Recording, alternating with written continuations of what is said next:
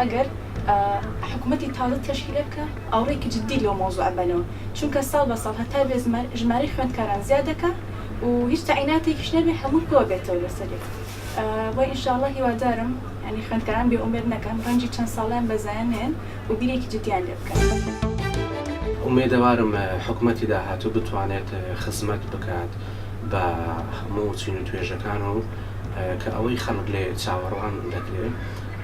هەروەها بشتوانێکەوە خزمەت بە گەنجان بکات بە تایبەت کە دەبینین بۆی ئەم چەند ساڵی ڕابردوو گەنجانێکی زۆر بێکارن ئیتر دەمانەوێت حکوومەت شتێک بکات کەەوە هەم گەنج بتوانێت لە ڕێگەی ئەم شتەوە بەهرەی خۆیان تێدا بدۆزنەوە و هەروەها لەم بێکاریەش ڕزگاریان بێت. دواخستنی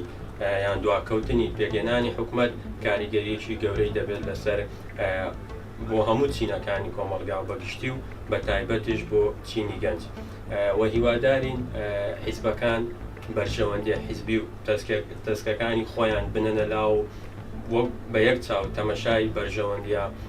نیشتیمانیەکانی گەلی کوردستان بکەن و هەرچی زووە بەلە بکەن.